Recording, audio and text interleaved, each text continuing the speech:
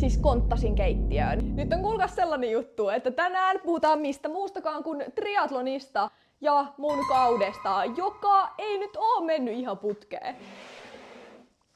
Aloitetaan kertomaan nyt siis aivan alusta. Tässä on siis ollut sellainen tilanne, että mulla piti olla puolimatkan MM-kilpailut ja täysmatkan MM-kilpailut.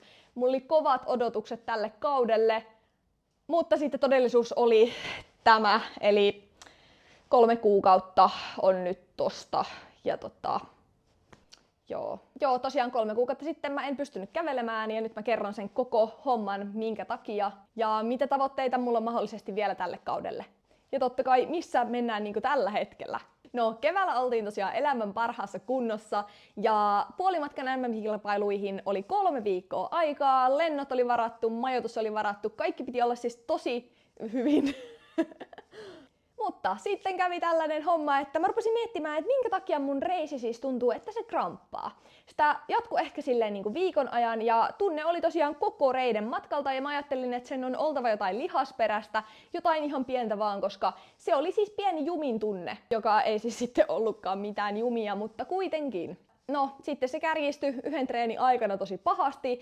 Mä juoksin sen treenin. Siinä treenissä mä rupesin miettimään, että okei, että no nyt tuntuu kyllä vähäsen. Et mä kuitenkin vedin kokonaan sen treenin, että se ei ollut niinku kipeä.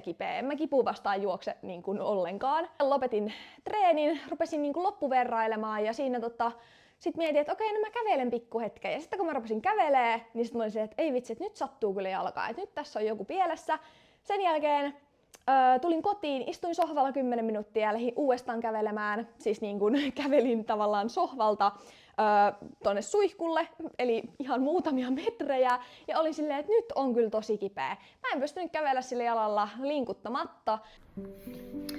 Voiko tästä jalasta saada vielä terveen paperit?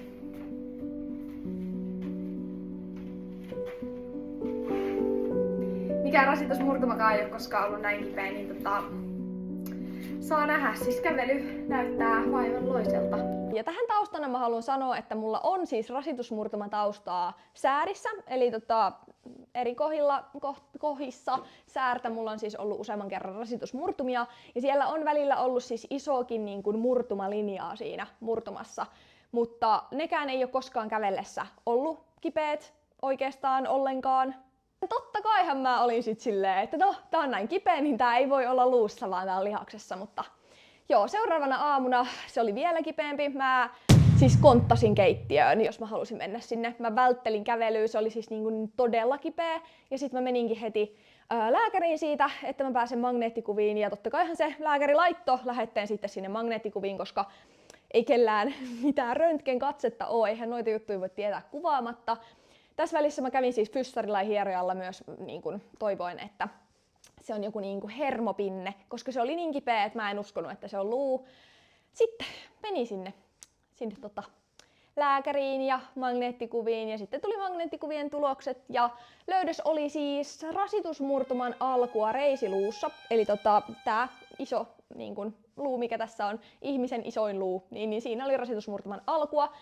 Ja joo, ei siinä. Siis rasitusmurtumissa mulla on aikaisemmin niin kuin pahalla murtumalinjalla mennyt 3 kuukautta parantua, niin totta kai mä ajattelin, että tää on nopea homma. Ei mene kyllä kauhean kauan, että kun on vaan rasitusmurtuman alku. No ei siinä. 8 viikkoa ensin sanottiin, että sitten on parantunut, mennään sitten uudestaan kuviin. Ja ensimmäiseen 2-3 viikkoon ei saa oikeastaan reenata ollenkaan. Ja siis se oli ihan hirveetä. Siis mä istuin kotona ja niinku mä en tiedä oikein mitä mä teen. Sitten kun en mä siis voinut tehdä yhtään mitään, mulla oli siis kepit. Ja ne kepit oli ensin 4 viikkoa ja sitten siitä seuraavat 2 viikkoa ne oli vielä, että mä sain kävellä tavallaan kotona ilman keppejä, mutta muuten niillä kepeillä. Ja sitten ekat viikot mä tein siis yläkroppareeniä, kävin salilla vähän kaiken näköistä tekee. Tänään mulla on tosiaan suunnitteilla istuskella muuten kotona tekemässä opparia ja yhtä työjuttua. Mutta mun päivän kohokohta on se, että mä lähden kuntosalille. Ja oikeesti yläkroppaa pystyy yllättävän hyvin tehdä. Ja sitten meinas vähän olkapäät väsyä siinä hommassa, kun tein aika paljon sitä yläkroppareeniä. No, sitten tuli aika, kun mä pääsin vihdoin uimaan ja mä sain uida siis tällaisen kanssa. Tää on siis pullari, tää laitetaan niinku tälleen jalkojen väliin ja sitten uijaa niinku potkimatta. Mä menin keppien kanssa ensin uimahallissa No siis suihkuun totta kai ja sitten sinne altaalle. Jätin ne kepit siihen altaan reunaan ja hyppelin sinne yhdellä jalalla sinne uimaan ja uin tällä ilman toista jalkaa. Tai siis se oli siinä perässä silleen niin kuin meni vaan, mutta siis niitä ei saanut potkia kummallakaan jalalla ollenkaan. Ja oli tosi kiva, kun pääsi vihdoin silloin reenaamaan. Mä olin niin onnellinen, kun sai uija. Mutta uinnista se jalka vähän kipeytyi. Uinnista alkuun vähän kipeytyi se jalka, niin mä otin varman päälle, enkä sitten hirveästi uinu. Mutta 3 viikon jälkeen mä pääsin reenaamaan jo ihan kunnolla uiskentelua. Ja sit mä ajattelin, että kun oli 2 kuukautta kulunut, että nyt vihdoin pääsee kunnolla pyöräilemään ja kunnolla sitten pikkuhiljaa niin kuin juoksemaan, mutta ei. Seuraavista magneettikuvista tuli tosiaan sellainen tuomio, että ei vielä kuukauteen juostakaan. Joo, siitä siis 5 viikkoa, niin mennään uusiin magneettikuviin. Ja tässä nyt käytännössä meinaa. Mä oon tällä hetkellä päässyt pyöräilemään, ollut siis aivan jees. Tänään pyöräilin siis 2 tuntia pyörällä. Kulki. Ai että, oli tosi mukavaa. Mä uskon, että kunto tulee nopeasti. Mulla on siis Hawaiin MM-kilpailuihin tällä hetkellä 3 kuukautta aikaa. Se ei ole ihan kauheasti, mutta mä toivon, että se on riittävästi. Tavoite on olla siellä Hawaiin MM-kilpailuissa kovassa kunnossa. Matkat siellä on tosiaan 3,8 kilometriä uintia, 180 kilometriä pyöräilyä ja sitten maratonijuosten. Yhteensä se mitä 226 kilometriä, että se on tosi pitkä matka ja siinä pitää olla kyllä hyvässä kunnossa, että pystyy ne osuudet kovaa mennä. Ja totta kai Hawaiilla tulee olemaan siis omat haasteensa myös, kun lämpö, kosteus, tuuli, kaikki mahdollinen, mutta siitä mä puhun kohta lisää vielä. Mutta jalan tilanteessa on siis menossa hyvä tilanne sen suhteen, että pikkuhiljaa päässyt uimaan kovaa, päässyt pyöräilemään kunnolla. 2 viikon päästä toivottavasti saadaan ehjä magneettikuva. Mä toivon siis sitä ihan älyttömän paljon, koska se olisi aika merkityksellinen tähän Hawaiin MM-kilpailuihin, että nyt sais ehjä magneettikuvan ja sen jälkeen pääsis tosiaan nostamaan juoksumääriä. Todellisuushan siinä on se, että vaikka se ehjä jalka olisi silloin 2 viikon päästä, jota mä vähän jännitän, että onko, mutta nyt jos toivotaan parasta, että se on silloin se ehjä jalka, niin siinä on se 2,5 kuukautta kilpailuun, eli ehtii sen 2 kuukautta juosta silleen oikeesti. Niin maratoni on niin pitkä matka, että totta kai se on ihan todella vähän juoksua. Kunto on tehty aikaisemmin, esimerkiksi talvella, niin kuin 5 tunnin pyöräilyillä sisällä, joten kunto tulee nopeasti takaisin. Kropan pitää vaan tottua siihen iskutukseen. Ja sitten pitää lähteä siis niin kuin kovalla korvien välillä sinne kilpailuihin, että sitten juostaan, vaikka ei jalat kantas. Että rankka reissu siitä tulee, mutta kovaa mennään.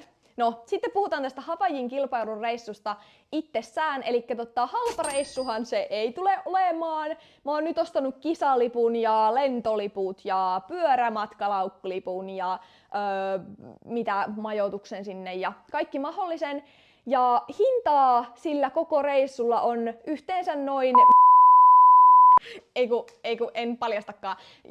Jos tää video saa hyvin hypetyksiä, niin sitten mä paljastan. Mä teen tästä kunnon video vielä uuden, missä mä kerron tämän rahapuolen tarkemmin, että mihinkä kaikki kustannukset menee ja millä mä maksan sen käytännössä. Joten jos haluat kuulla, niin hypätä tätä videota, mutta siis halpareissuhan tää ei oo. Ja sen mä voin paljastaa, että katsomalla näitä videoita ja tykkäämällä näistä videoista, seuraamalla mua niin kuin täällä YouTuben puolella ja Instagramissa tai TikTokissa, koska esimerkiksi ne Hawaiin lentoliput mä siis maksoin näillä YouTube-rahoilla. Eli just sä, kuka katsot tätä videota, oot osana mahdollistamassa sitä. Ja se on tosi siistiä, oikeesti mä oon niin kiitollinen siitä, että pystyn mahdollistamaan nämä urheilujutut somejutuilla. Mutta aivan älyttömän siisti on lähteä sinne Hawaiille kilpailemaan. Siis Hawaiin MM-kilpailut, Ironmanin eli just sen täyden matkan kisat, on ollut mulla siis haaveena niin kun siitä lähtien, kun mä aloitin triathlonin. Ja se on ollut semmonen, että niin kun joku päivä mä menen sinne ja vedän siellä niin kovaa ja joo, se on mun iso haave. Ja nyt se on toteutumassa. Ja mä uskon, että näistä vastoinkäymisistä huolimatta se menee hyvin. Se tulee oikeasti ihan älyttömän hieno reissu. Me lähdetään sinne tosiaan mun poikaystävän kanssa ja sitten lisäksi sinne tulee mun perhe mukaan, joka on ihan älyttömän siisti, että he lähti kanssa sinne mukaan. Ja me ollaan siellä Jamin kanssa se 3,5 viikkoa suurin piirtein, vähän reilu 3 niin kuin matkoineen taitaa olla se 3,5 viikkoa. Elikkä sinnehän lentää siis ihan älyttömän kauan. Olisiko 16 tuntia? Ei, 26. Siis lähempänä 30 kuin 20 tuntia. Eli siis kauan lentää niin kuin pysähyksien kanssa.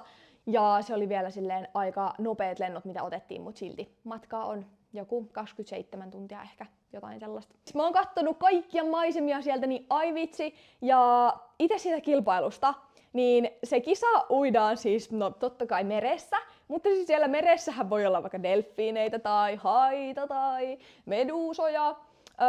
Ja tähän väliin siis Tallinnan kisoissa täyden matkan Ironmanissa, niin näkyi meduusoja. Se oli, joo. Mutta ne meduusat polttaa mitä on Havaijilla, että niitä ei toivottavasti näy. Ja siellä toivottavasti ei ole mitään hirveän isoja virtauksia tai aaltoja, mutta se reitti menee siis niin kuin sieltä mereltä. Tommonen on se reitti, eli tuolta mennään. Ja sen jälkeen tosiaan on pyöräily, ja pyöräilyhän kiertää tommosen lenkin, eli hurjaa. Mennään sinne aika korkeallekin, että mäkeä tulee olemaan ja paljon, ja tulee olemaan kuuma, ja pitää vetää siis juomapullollinen ainakin, ehkä 2 juomapullollista tuntiin. Sitten pitää vetää ihan hirveät määrät, siis semmosia suolatabletteja, niinku suolakapseleita semmosia. Ja sitten energiaa totta kai. Suunnitelmana mun on vetää tunnissa siis hiilareita ehkä, no pyöräillessä siis reilua 100 grammaa. Eli 20-15 minuutin välein vedän geelin verran ja sitten lisäksi paljon urheilujuomaa, niin se on tosiaan suunnitteilla. Ja sitten sen pyöräosuuden jälkeen, tosiaan tää klippi ei ole sieltä kisoista, että älkää ihmetelkö, mutta joo, siis sen pyöräosuuden jälkeen lähdetään tosiaan juoksemaan. Ja se juoksu tulee olemaan siis osittain niin kuin, mikä se on? Onko se laavakenttä? Vanha laavakenttä? En mä osaa nyt sanoa, mutta kuitenkin. Saatte ehkä kiinni, mutta juostaan siis silleen, että tiedättekö se asfaltti oikein silleen niin kuin hohkaa sitä lämpöä. Ja viime vuonna siis niin kuin pro-triathlonistitkin oli siellä ihan tillin tallin, kun ne oli ihan niin kuin lämpöhalvauksen partaalla. Et siinä pitää niin kuin keskittyä siihen, mitä tekee, eli syö ja juo siinä matkalla koko ajan. Hommahan triathlonissa menee siis niin, niille, ketkä ei ole lajiin niin perehtynyt, niin ensin uijaan, sitten pyöräillään ja sitten juostaan. Ja nää tehdään kaikki putkeen, siinä ei siis pysähellä, vaan aika lähtee, kun sä lähdet uimaan ja sitten loppuu, kun oot maalissa sen 226 kilometrin jälkeen. Tallinnassa mun aika oli 10:45, jotakin sellaista. Mulla siis siellä kippas vähän juoksu. Se juoksuosuus oli aika hidas, mutta muuten on kyllä niinku kokonaisuutena tosi tyytyväinen siihen Tallinnan kilpailuun. Ja nyt kunto on eri kuin silloin viime vuonna, niin kuin parempaan päin toivottavasti. Niin sitten päästään kovaa siellä. Mun on pakko hakea juomista.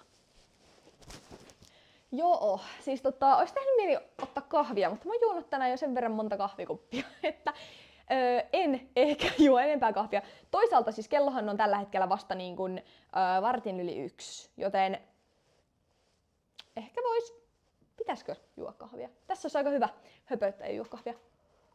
No, siitä Havaijin reissusta sitten muuten, niin totta kai se koko reissu mennään siis kilpailun ehdoilla, eli kaikki maisemat ja kaikki, niin totta kai niin kuin nautin siitä reissusta varmasti muutenkin, mutta niin kuin tavallaan se, että treenit tehdään siellä, valmistavat treenit ja tulee niin kuin, vähän tankkausta sitä ennen ja tavallaan siis silleen, niin kuin, että totta kai kisan ehdoilla kaikki, mutta ai että siis mä ootan, että pääsee sinne niin kuin rannalle ja uimaan ja sitten jos vuokrataan autoa, niin näkee vähän sitä saarta ja ylipäätään siis pyöräilee siellä saarella. Niin kuin näkee niin paljon.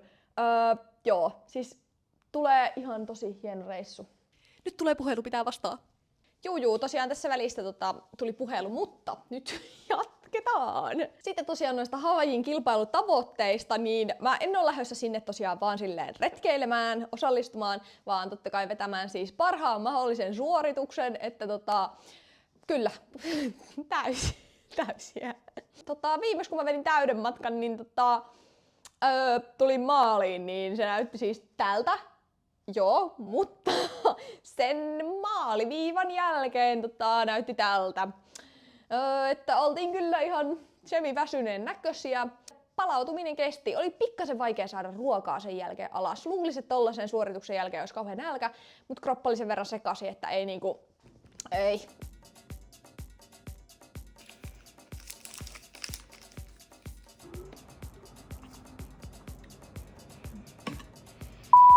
Ei kyllä ollut nälkä, mutta asiat, mitkä maistu, oli silleen suolapähkinät ja ranskalaiset. Mä ajattelin vielä entistä enemmän alkaa dokumentoida tätä matkaa, tiedättekö, silleen tästä tilanteesta sinne Havaijin MM-kilpailuihin. Mä teen tosiaan lyhyt videoita, mutta mä teen myös näitä pidempiä videoita tästä matkasta. Ja tällä hetkellä tosiaan päiviä sinne on se tasan 3 kuukautta. Ja aion tästä lähtien tehdä silleen, että missä mennään jalan kanssa, missä mennään kunnon kanssa. Niin laita seuranta, jos haluat nähdä tämän matkan sinne. Se olisi moikka!